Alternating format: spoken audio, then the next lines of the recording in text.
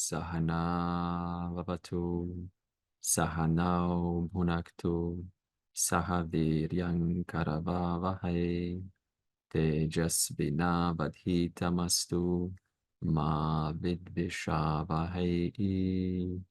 Om Shanti, Shanti, Shanti. We are on the topic of learning. In verse 32, Krishna briefly mentioned those who are not using their minds, they take a long time to figure this out. And I thought, what a wonderful opportunity to talk about learning using modern context. And this Bloom's taxonomy is a model that I've been using for a long time for myself to learn at incredible speeds. And I want to share this with you. It's my passion for a long time, how to learning how to learn. Funny, we learn, but we never learn how to learn. So let's learn how to learn so that everything you ingest has a place to take hold, take firm root, and refuse to let you go. Would you like that? To learn something and it refuses to let you go? Of course. And then I will return back to the verse. So why are we doing this now?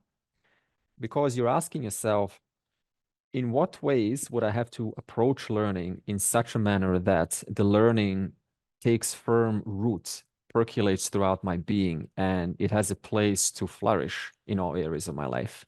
So let's investigate this. You see, the first level of learning is memorizing. And this is self-explanatory. This is memorizing verses, chants, or even Tattvamasi. See, at this point, you don't really know what the word that refers to, you and are. You're just memorizing statements and verses or even the Veda. Okay? And this is how learning took place in the early times. You see, we didn't have books. We couldn't hold this securely anywhere. So we had to have a specialized group of passionate young individuals learning the entire Veda. How many pages? 4,000 plus? Word by word, holding it in. Because this tradition is oral for the most part. Writing is only recent. So all of them were very specialized and brilliant in memorizing, specialized culture in memorizing. However, in the West, we also had a highly specialized culture in memorizing around, I believe, 300 BC. There was an explosion of memory techniques that came along, which we call the loci. And what happened was ministers came inside a house of representatives, and there was some earthquake or explosion or something happened, and the roof collapsed. And one guy in that building, he looked around, and he could just remember where everyone was, even though nobody was really visible because of the concrete. He could remember exactly who and where everyone was. And he, in that moment, realized that our brains have incredible ability for spatial memory. So if you take your house that you have right now and you look around your kitchen, and suppose your stove, you put a baby on a stove, and then you see the baby just, in flames. Now you say, oh, that's a little bit graphic. That's the point. Things that are graphic, they stay in your mind. And then you you want to go shopping, you want to buy maybe tomatoes. Now what you do is you put a bunch of tomatoes in the sink, and then like a grinder, and now the grinder is just squirting out those tomatoes back into the ceiling, and it's just making this mess of redness all over. And then you can say, and in my cupboard, when I open the cupboard, I see, what else do you want to buy? I see shoes. Suppose you want to buy shoes. And there's these two shoes, they are fighting, they're having a boxing match, and they're so loud, I quickly close the cupboard because I don't want to watch this violence between shoes. And now I say to you, what was on the stove? And you tell me, a baby. What was in the sink? And you say, Potatoes. tomatoes, Tomato. the red. What is in the cupboard? The shoes. Shoes. Okay, so this is how our minds remember. Whenever you put something that you don't know on something that you do know that is spatially known to you in the environment, such as the sink or the stove, and you put that unfamiliar object, you convert it into a picture, then your mind remembers that so well, you cannot forget it. And so this was an explosion of memory techniques around 300 AD, BC, and then onwards. So both the Western culture and the Indian culture have great amount of memorizing methods to hold all of this in.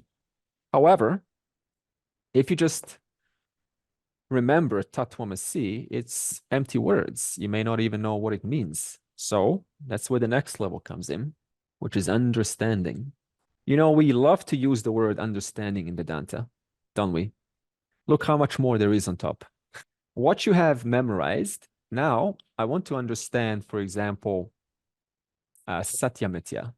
The nature of the world is a Satyamitya relationship. So you would then actually see that a table upon which your laptop is on is wood. And then I say that wood is made of lignin and cellulose.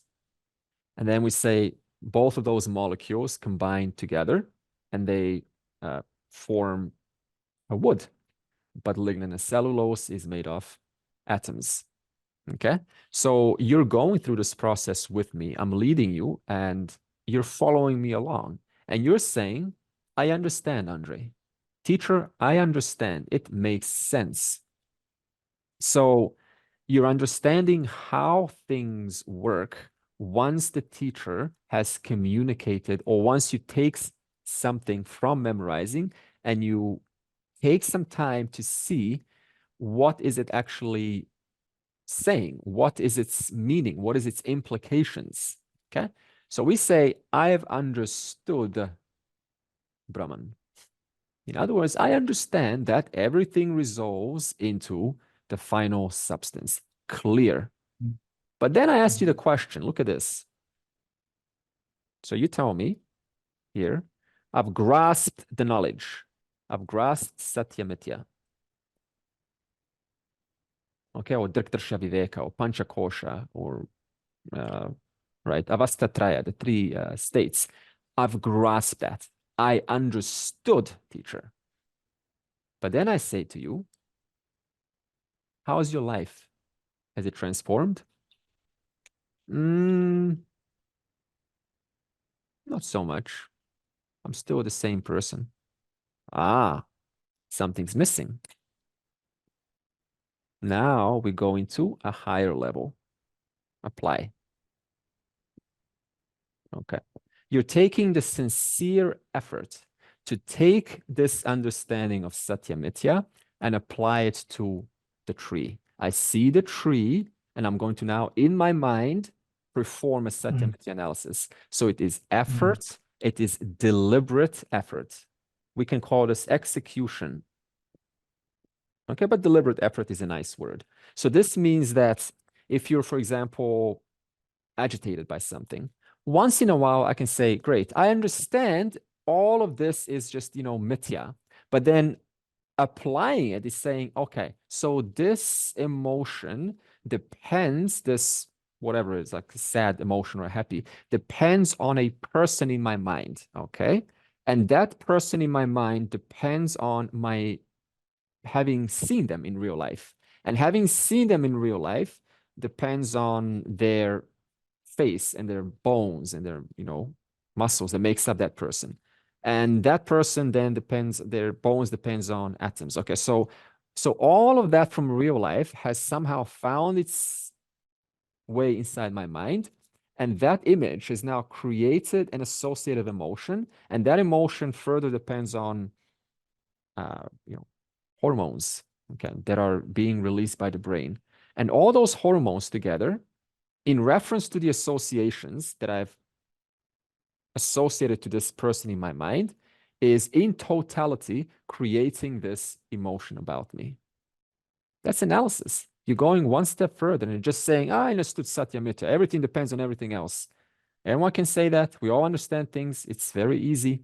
But to take that moment to become a dissector of your experience, to dissect what's going on now about what's happening in this mind. Okay, this mind is feeling worried. Okay, worried about what? Let me analyze the situation. Worried in what specifically am I worried about? Worried that I may not get the promotion or something. Okay. If I don't get the promotion, then what might I do next? That's already analysis. You're thinking about your inner process. Understanding and applying. Would someone like to tell me in your words, what is the difference between understanding and applying? Understanding means that you have a grasp of the concepts that are being articulated, but applying is taking that understanding and then determining how it applies in your circumstances or the circumstance. Okay. Not yet how it applies to your circumstance. That's a good point you brought up. At the point of applying, we're still between me and I'm the subject and everything else is an object. So even at this point, you're not necessarily including yourself in the analysis.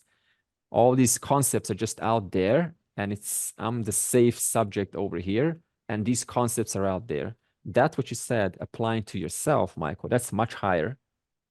That's going to be analysis and then evaluation. Okay. Only when you get to analysis, you make it subjective. You make it about you. You start to include yourself. Very few people even get here. They're into understanding. Who is understanding? The mind. The limited mind is understanding. And it says, I, the mind, have understood Satyamitra. In other words, it's still preserving its individuality. It's not including itself. It's not attacking its own subjectivity and applying that in the light of the teaching. Same thing with applying. You can apply, but who's applying?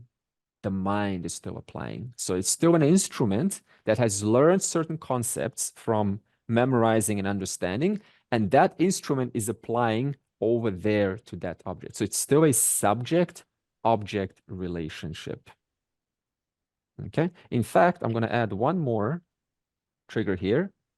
Only after applying onwards do you have transformation. Understanding doesn't necessarily transform. Understanding and memorizing is basically the mind has understood and you leave it at that. And then you say, I have understood. Any other distinctions can you make between understanding and applying? Gautam? Yeah, Andre, understanding is intellectually knowing it. Okay. It is basically Shravan Okay. only. Okay, good.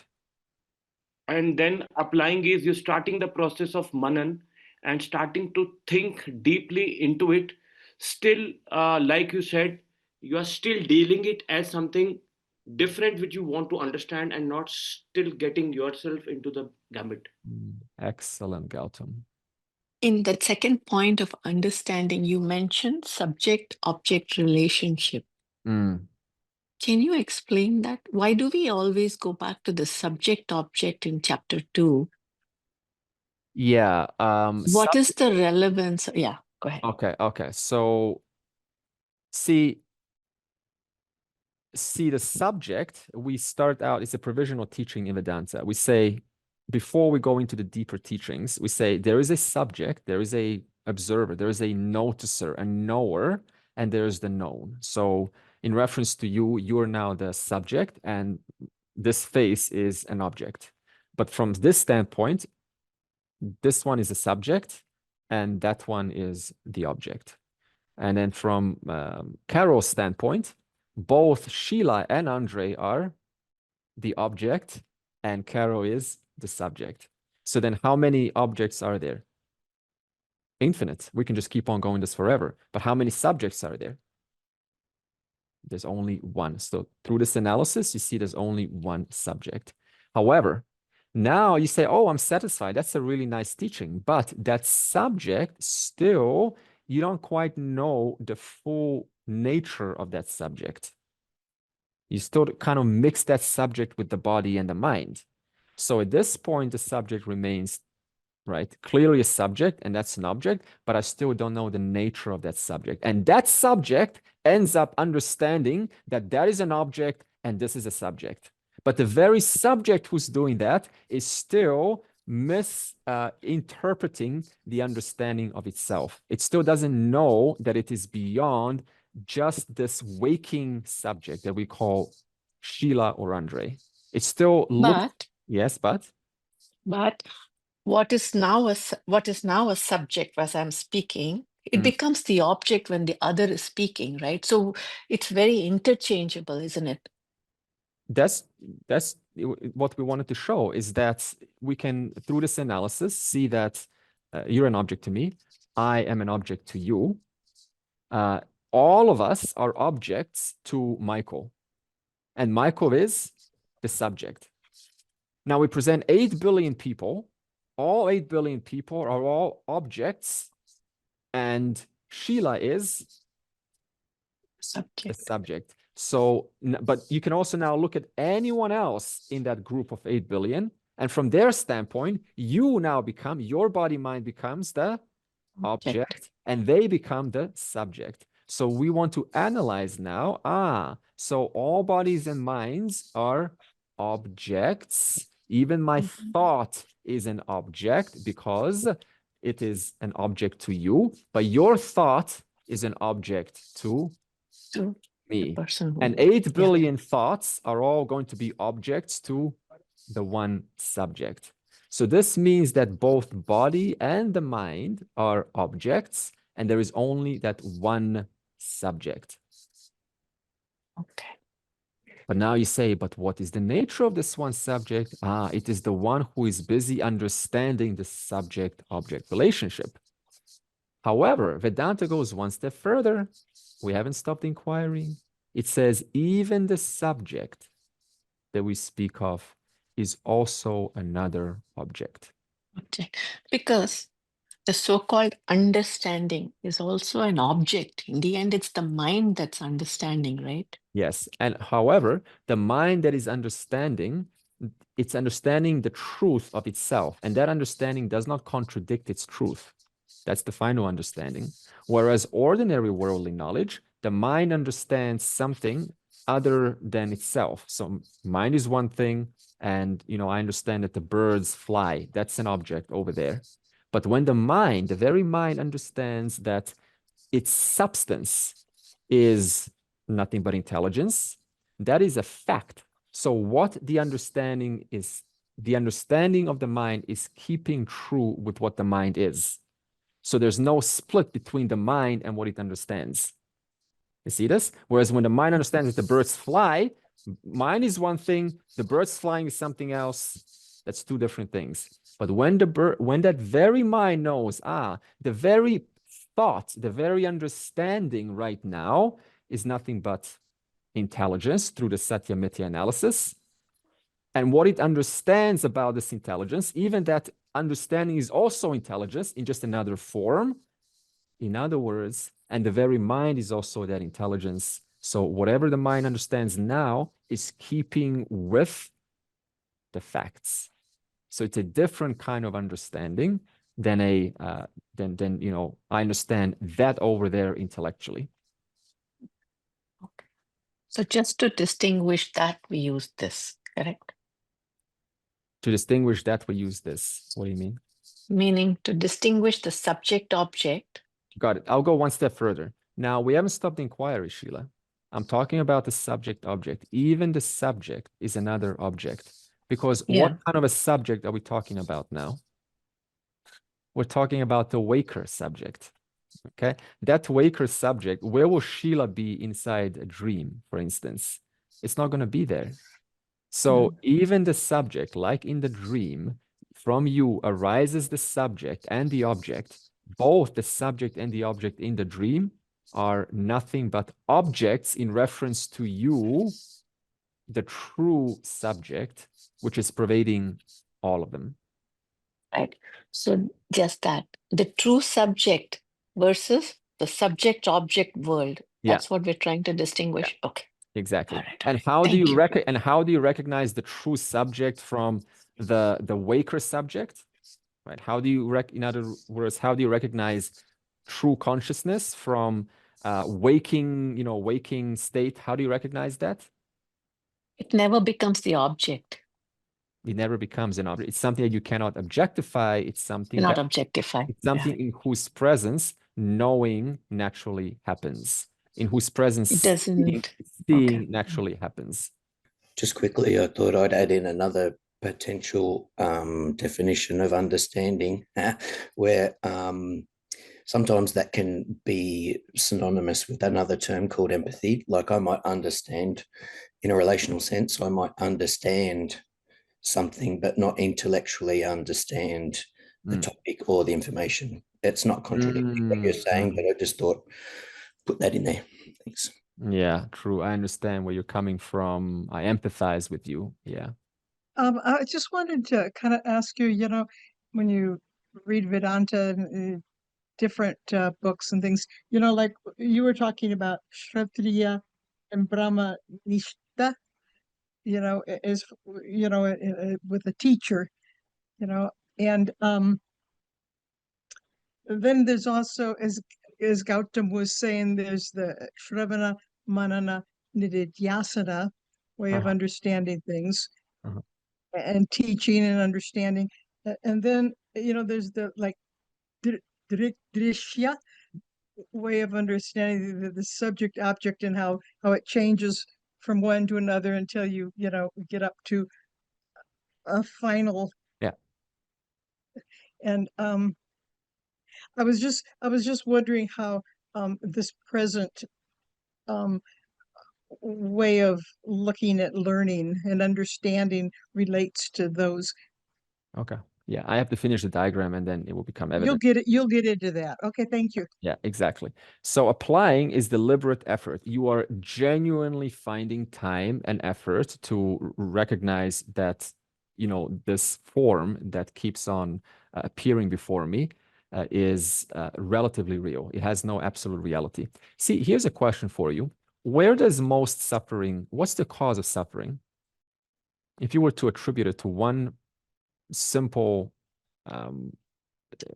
source, what would that be? Conflict with raga dvesha. Like everyone's got conflicting likes and dislikes. Okay, good. Which causes friction, and nobody's ever going to be satisfied. So. Likes and dislikes. So at the practice, mind. Okay. Somebody also said that. Okay, but what about the mind? I need more specificity. Emotional reaction. On identification, would you say? Identifying with the mind. Identifying with the mind, yeah. Ignorance of self. Interpretations of the mind. Interpretations, the meanings you're giving to the world. Individuality, just the perceived sense of individuality. Doership. The sense of doership, right, and therefore the need to take on the burden of responsibility. Pankaj? The Rag and Dvesh, they are the twin causes of all the suffering. Yeah, we will come. That verse is coming. The cause of all suffering. Yeah, Gautam. The basic of all this is confusion between who is the real subject. Yeah. This is what I really want to get to. Natarajan.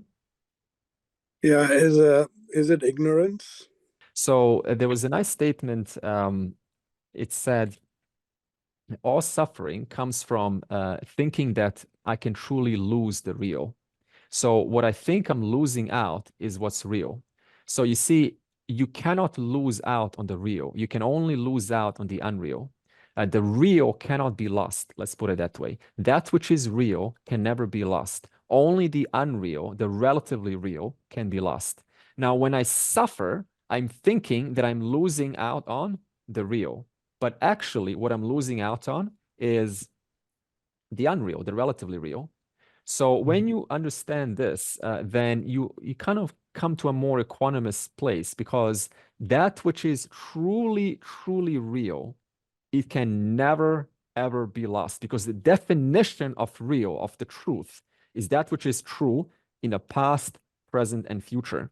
But everything else that we ever come in contact with, is it always true in the past, present, and future? It's not.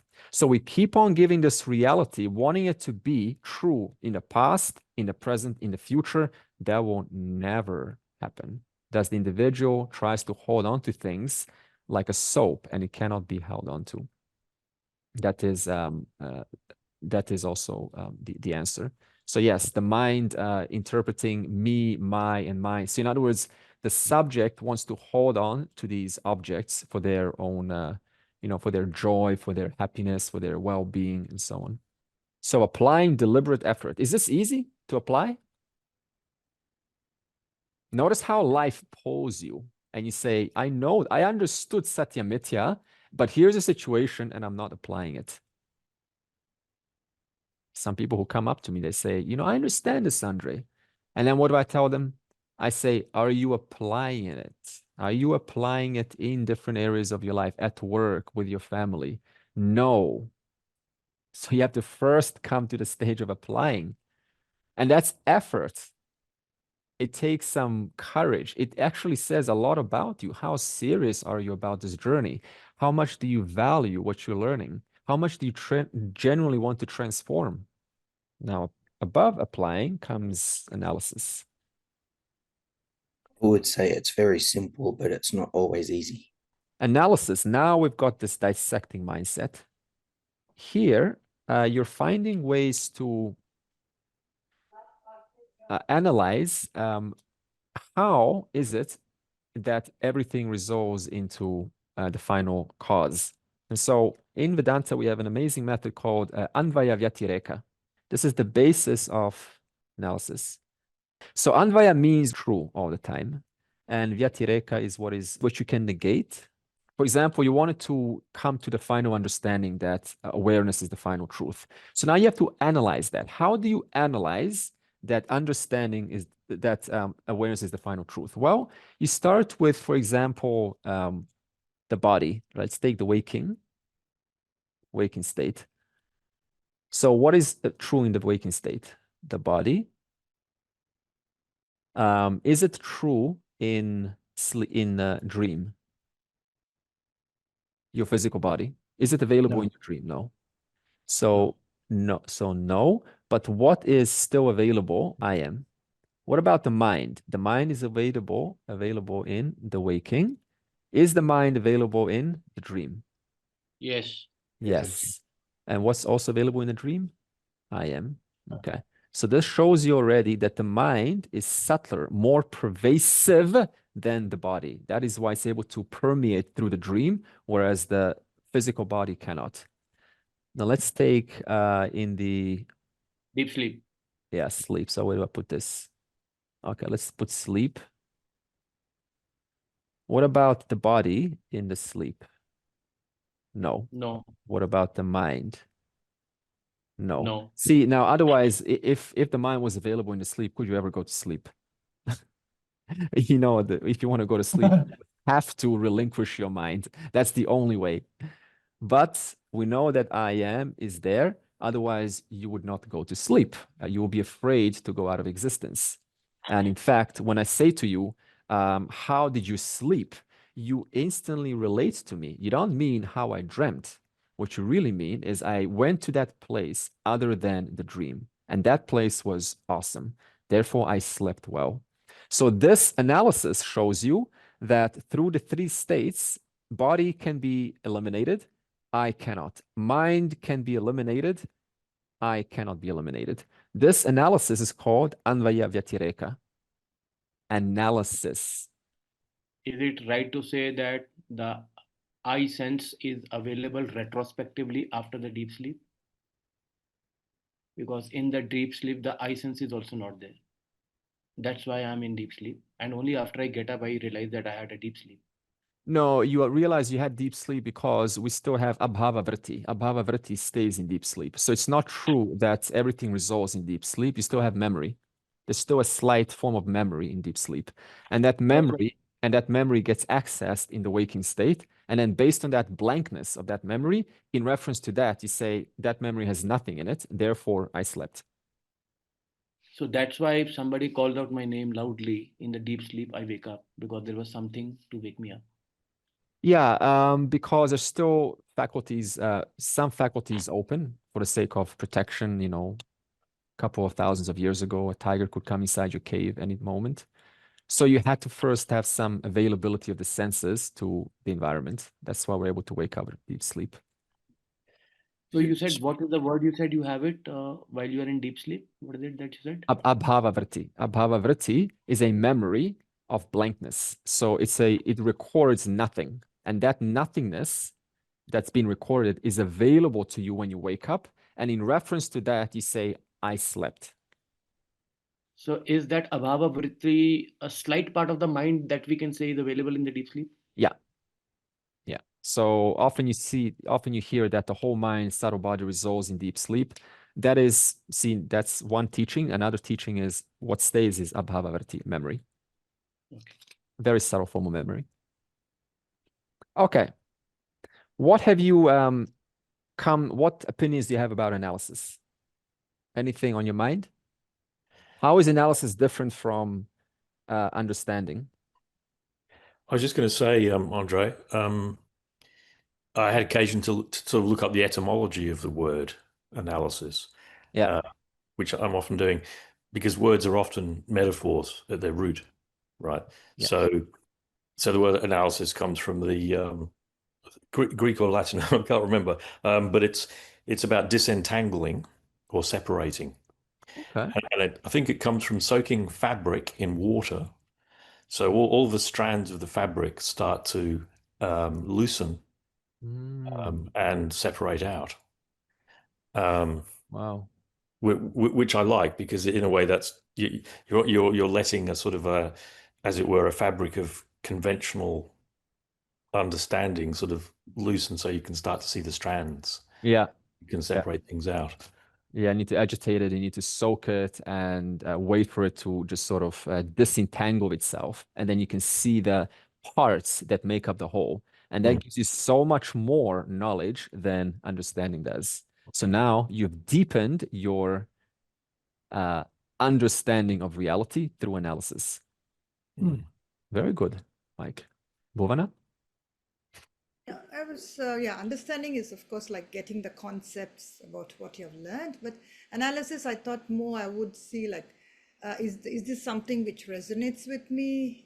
Does it match with my whatever values I have? And is it what I would like to apply? So I thought I would do the analysis and then apply in my own life. Yeah, okay, what you're saying, Bhuvana, is actually evaluation. When it comes about me, that's when we step into evaluation. Right now, it's still about, let's look at those threads in the water. Let's analyze them. So the subject still kind of remains, safe over here, analyzing schools of philosophy over there, the Shadarshanas, the Kabbalah, Buddhism. It's all over there. I'm analyzing Vedanta. What are they saying? I'm very safe here. It's only when you get to evaluation, which is Nididhyasanam, then it becomes personal.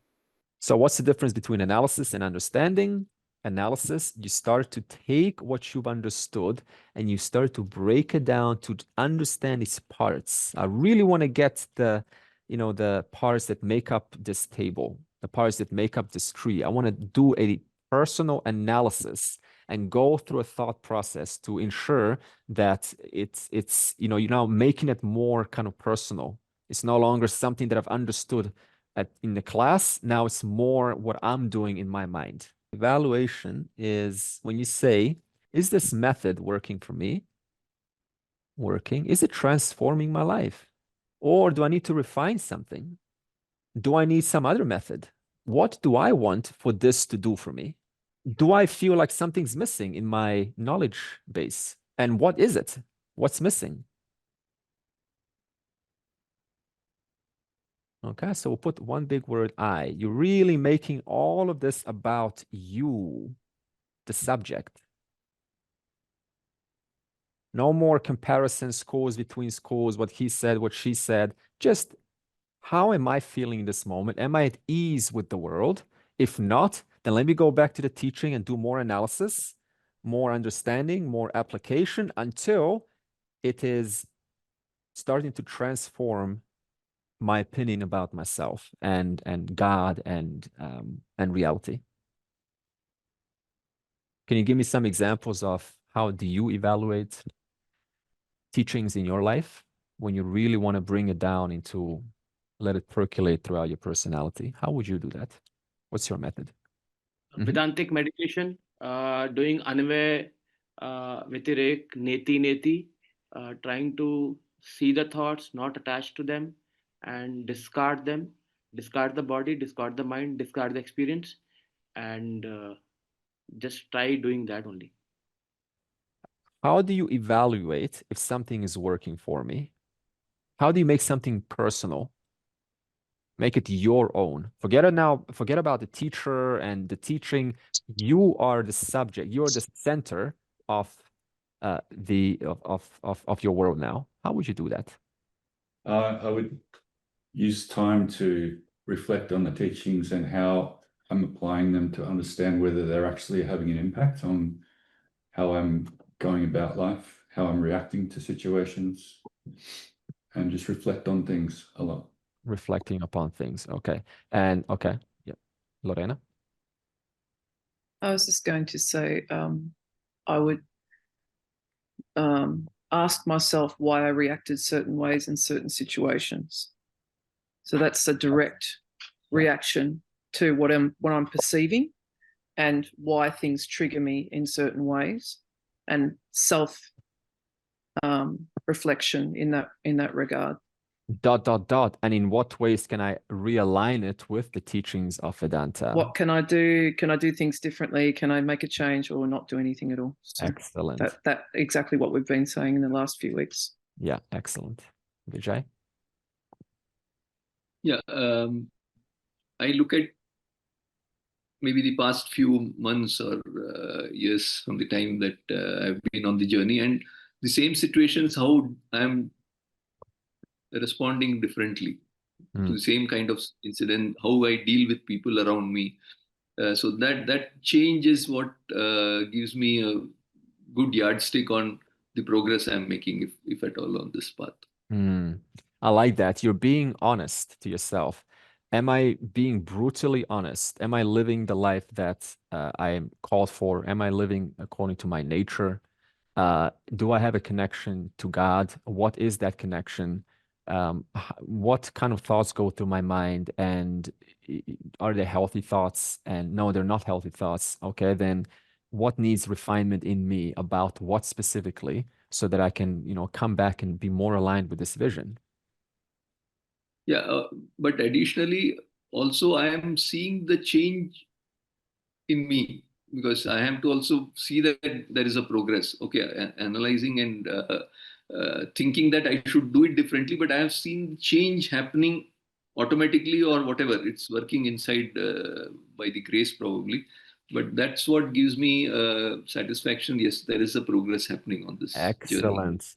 In other words, I am measuring evaluation. I'm measuring my progress. How do you measure your progress? I was looking at it slightly differently. I thought that evaluation is comparing why I am learning Vedanta, to search for my reality, search for reality. And if there are any alternate models, how does this model of non-dualism compare with other models? And when I'm convinced that the non-dual model is the right model, then I become, the whole thing gets assimilated, and for me, the gyan happens. Excellent. So this is another part of evaluation where you're assessing. Let me evaluate, is this the right teaching? Are there any gaps in the teaching? And does it reconcile reality?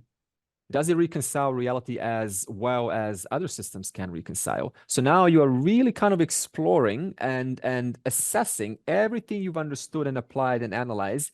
You're even looking at the system itself. Does the system have any gaps? And what is what is the basis of this system? What is it really saying? So you are now almost kind of stepping above the teaching in a respectful manner. And you're saying, what is this teaching? What's the core that it wants to show me? And in what ways is it evident in the world that the system is showing? How is it evident to me?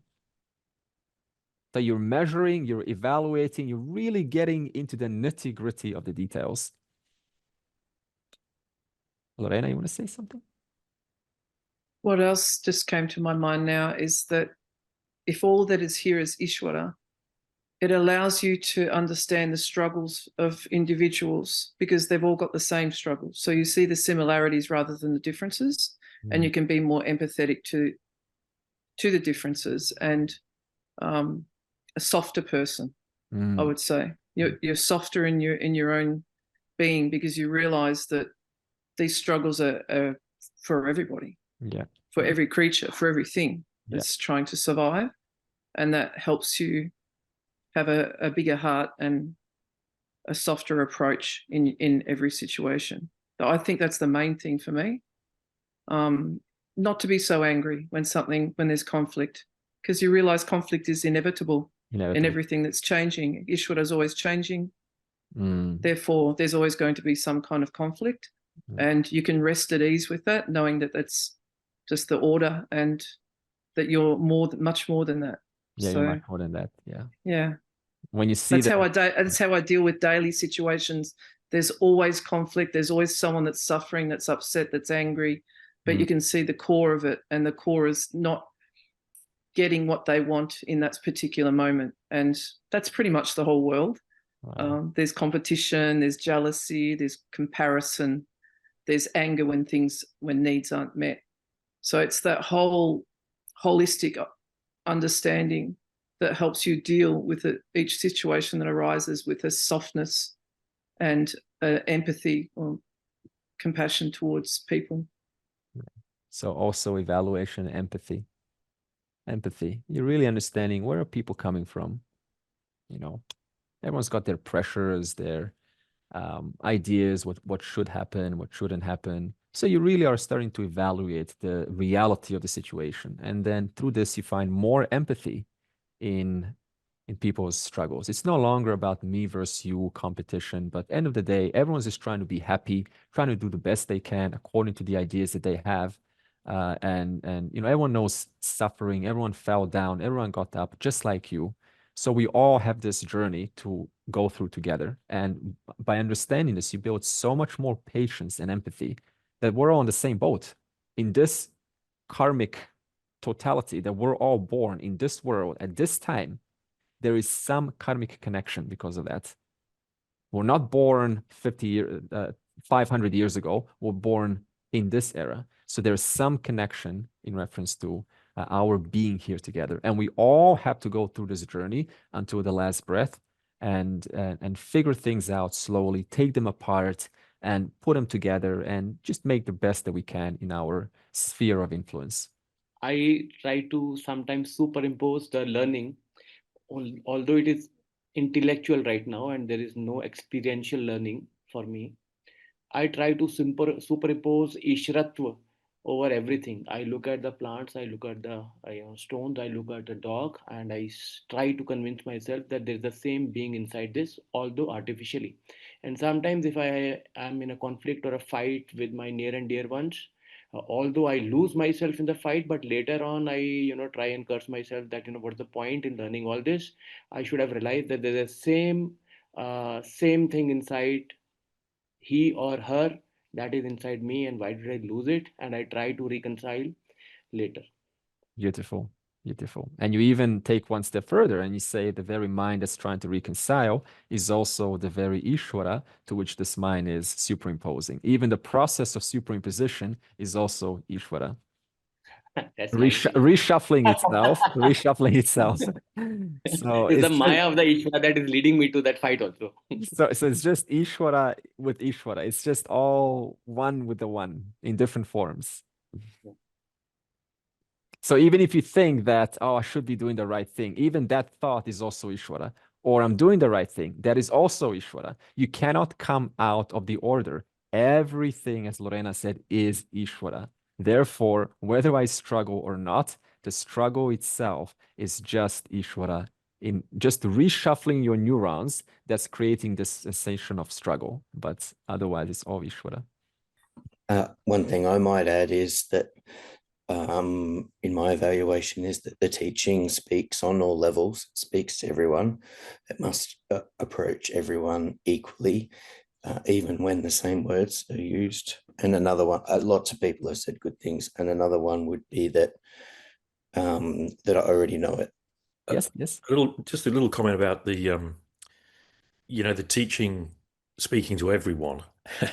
I mean, yes, I understand that, but also, as we've said before, it doesn't, in the sense that the majority it's too much for them. They don't want to hear about it.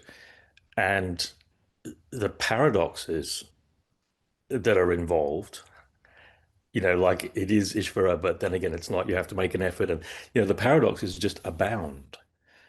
And, I think majority just simply cannot handle those paradoxes.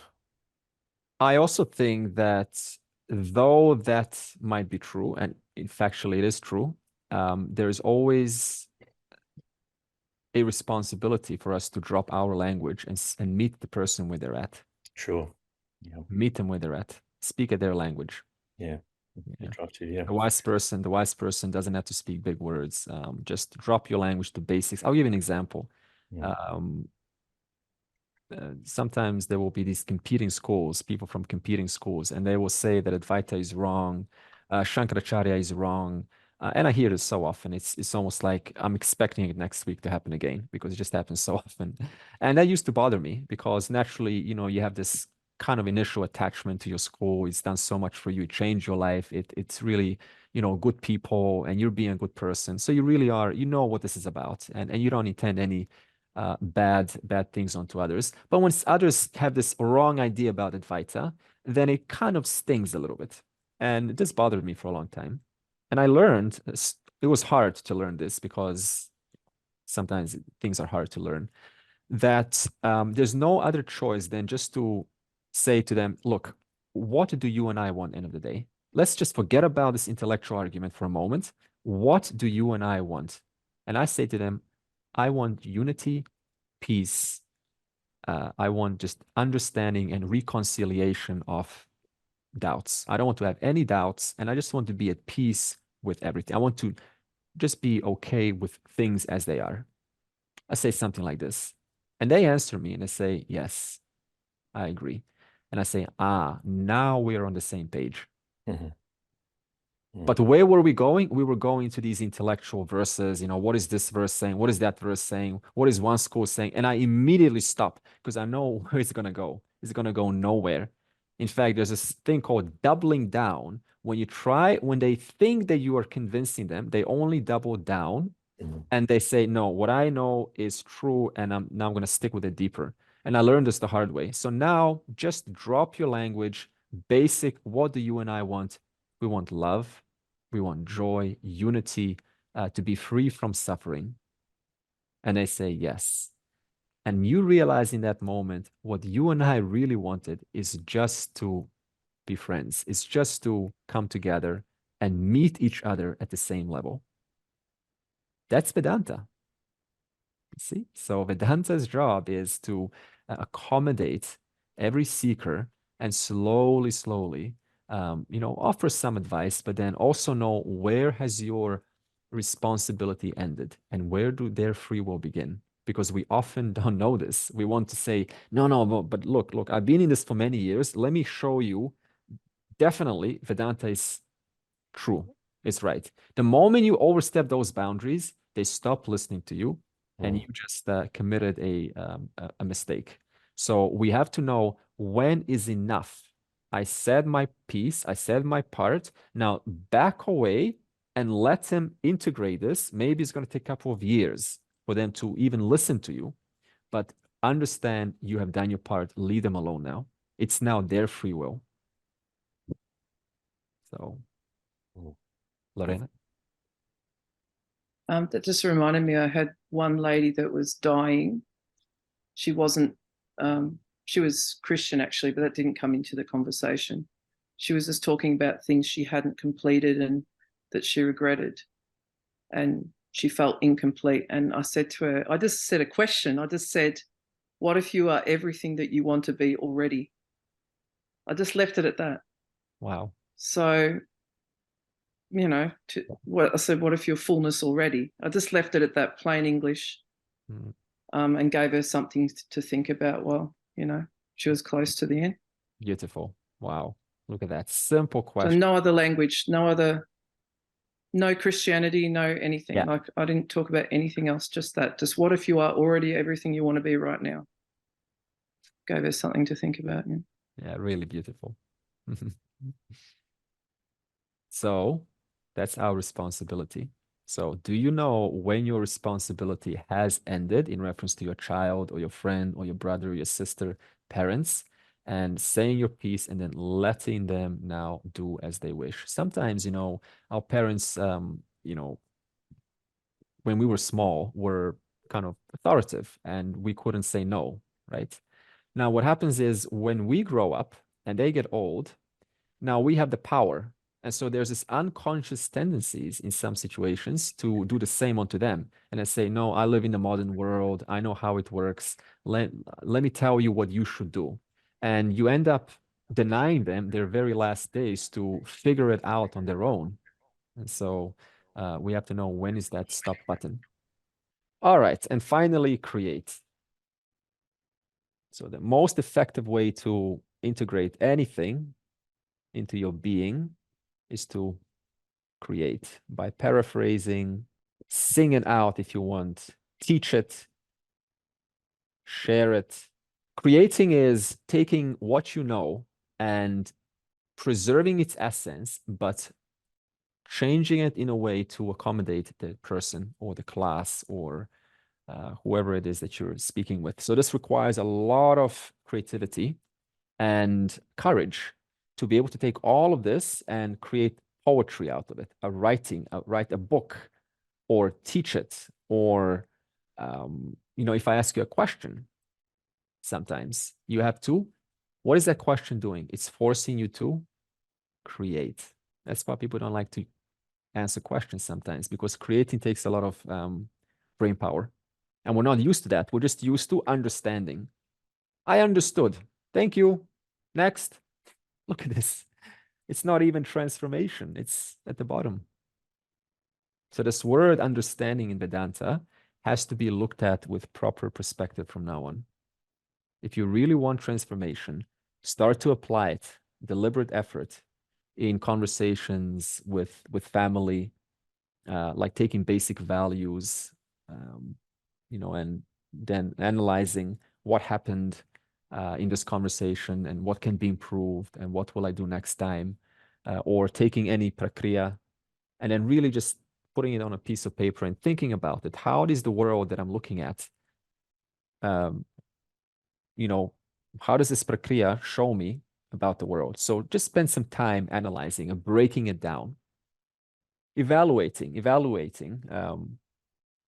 It becomes about you, your progress. Where are you in this journey? How are you going? Are you okay?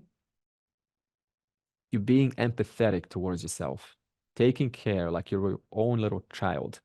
A father is taking care of the son. A mother is taking care of the daughter. If you really have mastered this, then spontaneously, some people will just create. They will just teach. They will want to. Rumi, take for example, he was just creating most beautiful poetry of oneness. Okay, let me go on to the verse. All right, so Krishna in verse 32, to finish this off, he says, those who don't follow my vision are deluded in all realms of knowledge. Okay, so those who don't use this model, who stay at the basic level of understanding and memorizing, they stay in a certain kind of a limit. And so there's a tendency to always associate with a certain kind of knowledge. And this is comfortable, isn't it? You know, I'm in Vedantan, I am Kashmir Shaivism, I am Buddhist. So there's a comfort to do this.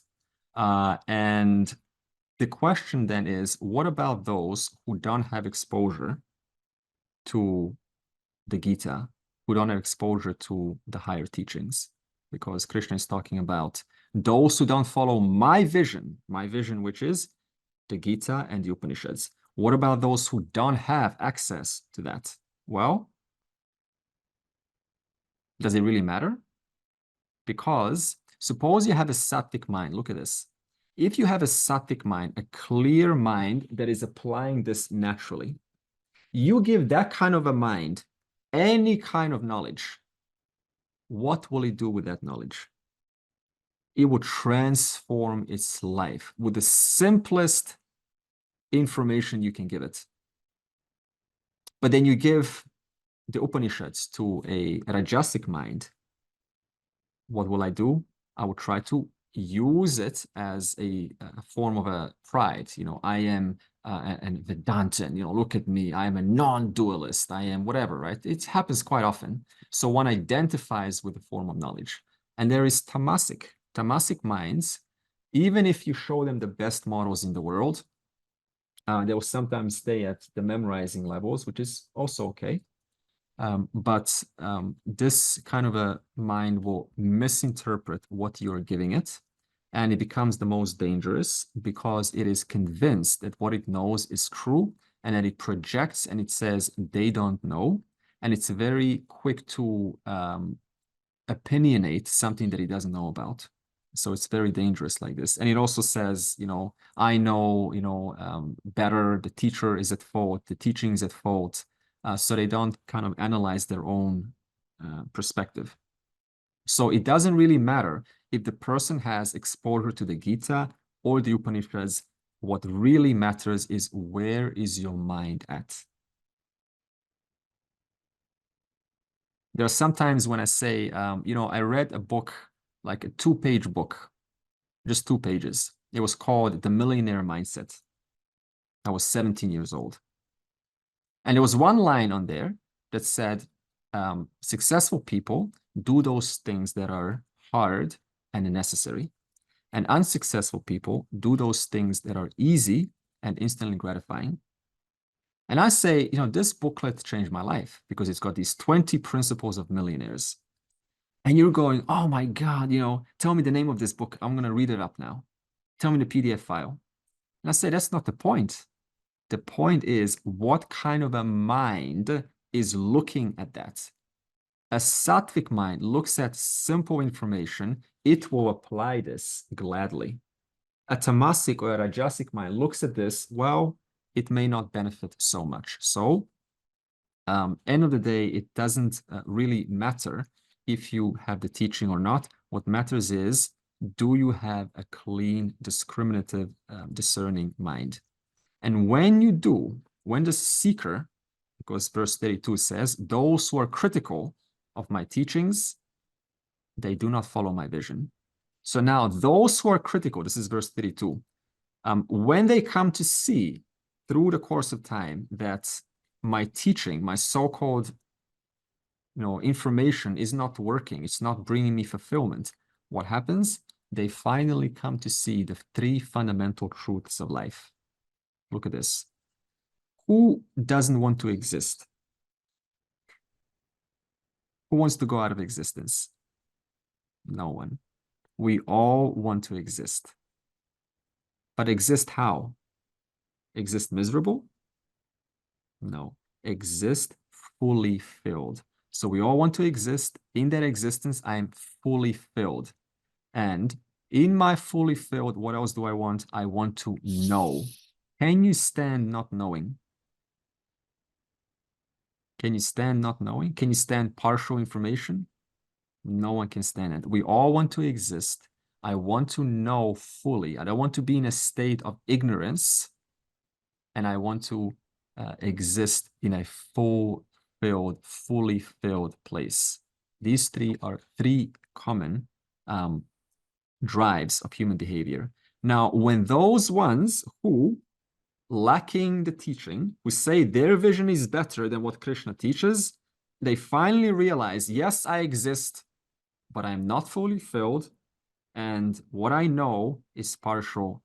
Finally, humility starts to come into this person's life, and they say, look, I may be a doctor, an engineer, a scientist, this or that, but I'm still not fully filled, and I still don't have the information. I'm still ridden with doubts and gaps in my visions.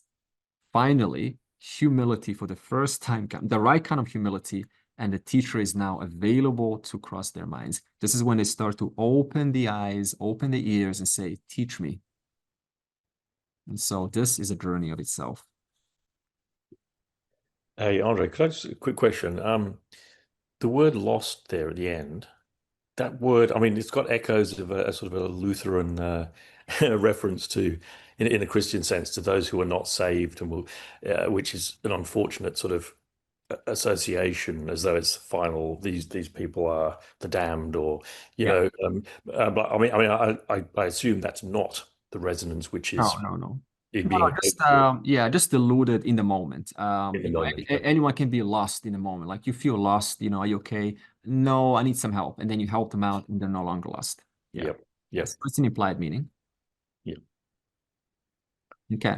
Now, the question is, why are some, quote, lost and some get found? Some find themselves. And the Krishna answers, because everyone is governed by their nature. And this nature can be changed through lots of effort and persistence. So verse 33, Sadrasham cheshtate swasyaha prakriter jnana vanapi prakritim yanti bhutani nigrahah kim karishyati. Even a wise person acts in keeping with his or her own nature, because all beings follow their own nature, of what use is control. So the main part here is all beings follow their nature. So in other words, all beings have to go through their own unique set of challenges and circumstances, and you have to, sort it out in your own way. And all of these challenges that are being presented to you, they're orchestrated, they're governed by Prakriti, which is the intelligence. And it's not there to, again, punish you or give you a hard time. It is an impersonal order, and it just works irrespective of, whether you're a saint or a thief. It just works impersonally. And through this working, this participation of everyone in this field, you have to make the best of your life. And so all beings thus follow their own nature. In other words, your nature, what is your nature? Your nature is your nature. Your nature is not my nature. So you have to recognize that nature and follow that nature. If your nature is, if you're a learner that likes to, walk and just listen, walk and listen, and that's how you learn, that's your nature. If I teach you something through your non-nature-ish way, if I just sort of use words, but your nature is to learn through doing, then are you really going to learn? Not really. So this means you have to once in a while say, what is my nature of learning? What's my nature of solving problems? What's my nature of coming and returning back to that center? However, this nature also applies to the wise person. In other words, wise person's body, mind is also guided by their nature. So this wise person, how does Krishna use the word wise person? When we say the word wise person, what do we mean by that?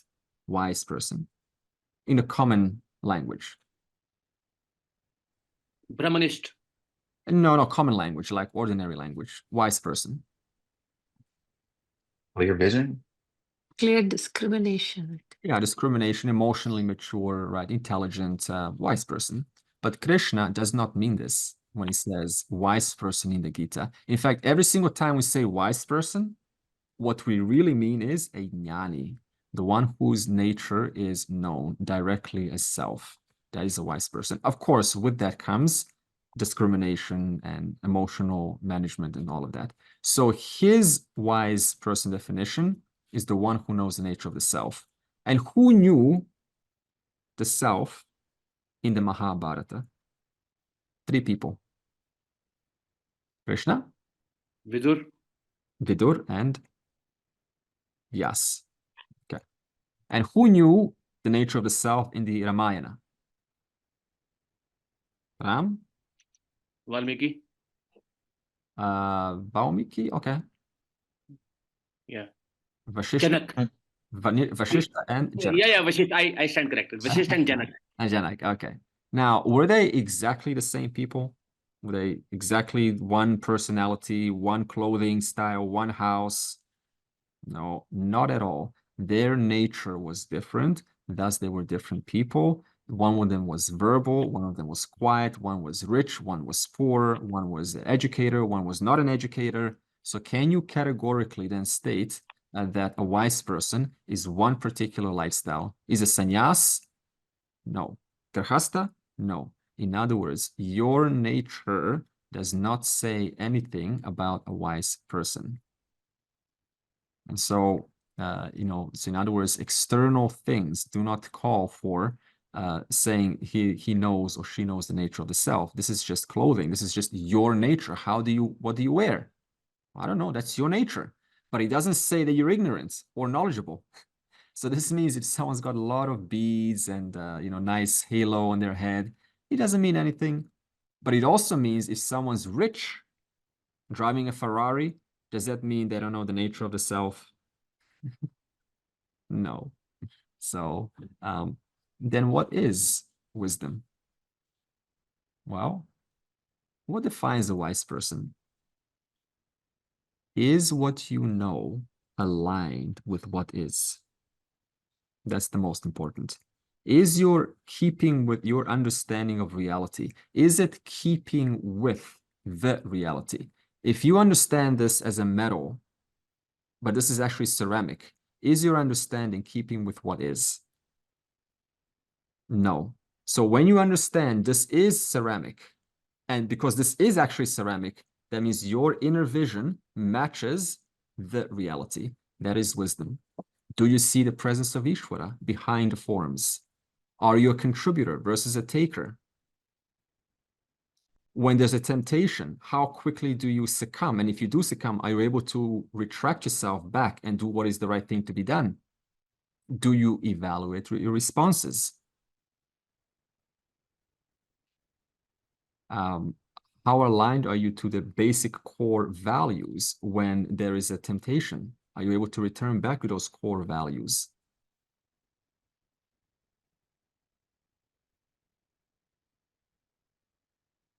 How comfortable are you in unfamiliar situations? There's only home. You are home already. Are you comfortable? Okay, so there are so many traits for wisdom, but we cannot categorically give one to any one of them. So what Krishna says is, therefore, act according to your nature.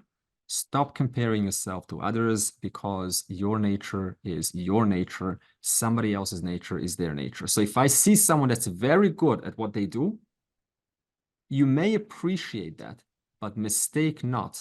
It doesn't necessarily mean take that on and you become that, because your nature is very different from them.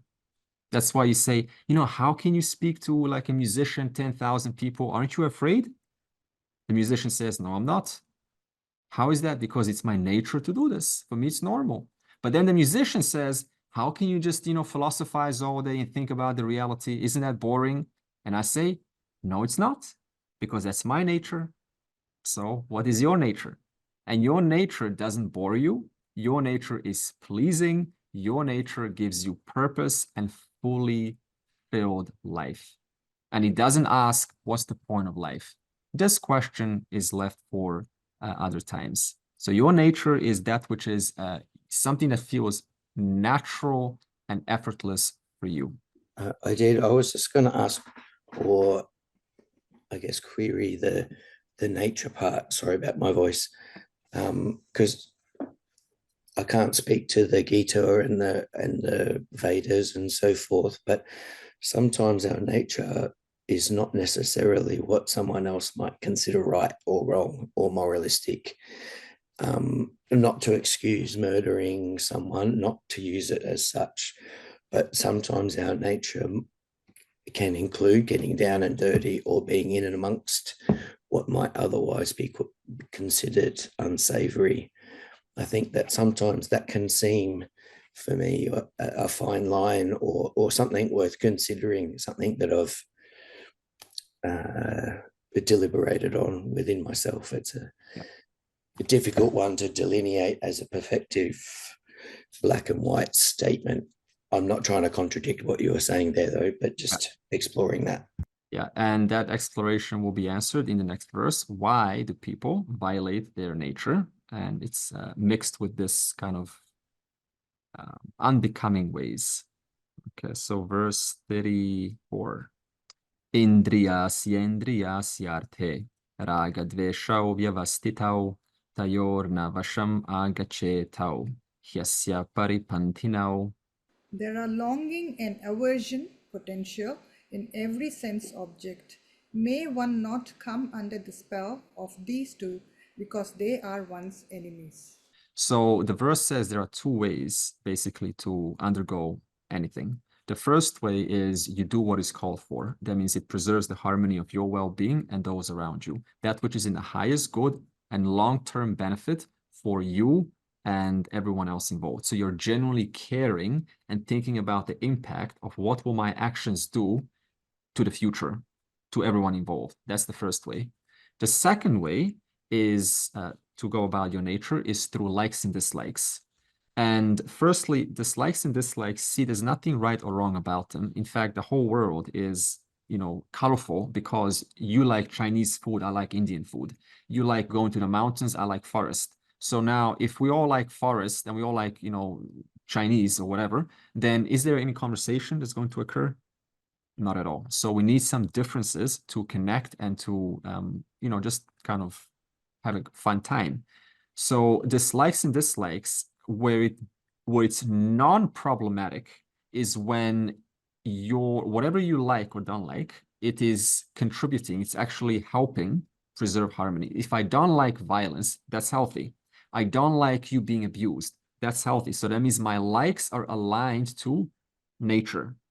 And if I like to, you know, put your life in order, that is a positive like. If you like to assist or, you know, show some help, extend your hand out for help, that is a good like.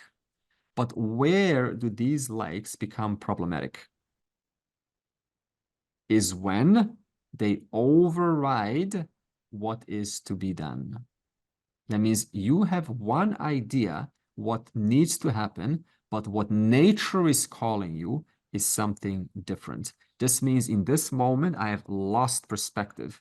What the perspective calls for, demands for, is a certain contribution, a certain patience. But my dislike, I want people to get to the point really quickly, and I don't like when they're just kind of dragging it on. This gets in the way, and you lose patience, and then what comes out of your mouth ends up becoming condescending, and the other person feels that. They say, you know, you're not really patient towards me. So you genuinely wanted to, you know, help, but somehow you felt perturbed because someone's talking about consciousness being a product of the brain, but you know that consciousness is that which is formless, and you have just such like for Advaita that, you know, everything else is just primitive. It's yet to get to Vedanta and so you have this thing going on. And this dislike and like conflict going on, it comes through your words and it causes some issues. So you say, oh, why did I do that? And so as that discomfort grows, because the person, right, is driven by dislikes and likes. So now, as that discomfort grows more and more, because they have to justify that, it's not aligned to the reality. So what do I have to do? I have to tell myself stories to make it okay. And every story conflicts with the previous story, because you can't keep track of all the stories you keep telling yourself. So now not only you end up being confused about what is the real thing to be done here, but you end up being this person where now I am the victim, and those who are kind of, you know, telling me that what I've done was wrong, they're in the wrong. So now, because I've told myself so many stories, eventually when that person comes to me again and confronts me and says, Andre, you've done the wrong thing, what do? I say, no, you know, you overreacted, you know, you need to be more mature. You've been studying the Gita for so long, and you should have equanimity of the mind. You were just too sensitive to what I said. So in other words, it becomes all about them. I throw the spotlight back onto them. Why? Because I'm protecting the story having been told for so long. And thus the like and dislike operates in this fashion, where it forces you to keep creating these barriers so that what I've done before, though it was disaligned with harmony, was actually okay. But that ends up creating disharmony in yourself. And who wants disharmony? Who wants to exist in an unfulfilled state? Nobody. So now I exist, all right. But what kind of existence is it? It's a rather agitating, perturbed existence, trying to protect these likes and dislikes. In the Mahabharata, we have so many examples where Arjuna, look at this, Arjuna he was a warrior and a prince. That was his call for duty. And so he said, now, you know, I want to avenge the Kauravas. Was that a like or a dislike? That was a like and dislike. Was he coming from duty? No. Then he goes and gets weapons at Indra's place. Again, I'm going to avenge the Kauravas, like and dislike. Then he goes to, you know, the Pandavas. They don't want to rock the boat with the Kauravas. They don't want to create any conflict. What is this? Like and dislike. So many examples like this. I suppose Arjuna pulled away and he says, no, fighting is not the right thing. Moksha is the right thing. Where is he coming from now? Like and dislike. What is called for, because Arjuna's character and position, he's a warrior and a protector of his subjects. He's a prince and he has the capacity to help his subjects out. But owing to his likes and dislikes, he says, what's better for me, what's easier, what's more comfortable is I want to retreat. And then you have Yudhishthir. Yudhishthir, once again, was this character of archetype of passive anger, where you don't see him angry, he's just holding it in. So he says, no, I don't want to cause any problems with the Kauravas. This is, again, his own likes and dislikes. Now, there's one example, I'll give you a real-life example, of a woman who did not succumb to likes and dislikes. And this will put it into perspective. Look at this. So there was and I'll finish after this, a mother who was dying. Did I tell you the story? And the brother came to her to get the will, because she had to offload her possessions to both the sister and the brother. And the brother told her that the sister was okay, that everything goes to him. So he tricked his mother. He said to her, it's okay, put all your will money to me. And he got away with that. And then the sister found out. And then the sister, she called him up without being too passive or aggressive, all this likes and dislikes business. She just did what has to be done. That's the first category, remember? So she calls him up and says, look, I know what you did, but just think about if I told mom that you agreed that all money should go to me, how would you genuinely feel? How would you feel? Just think about it, please. She didn't say anything after that. Just think about it.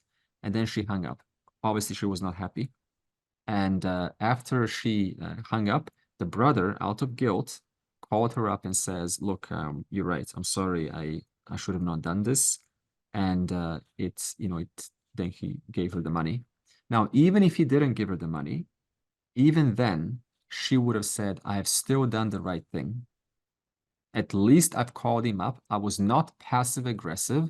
I was not acting from my likes and dislikes that I have to show him how he's a bad man.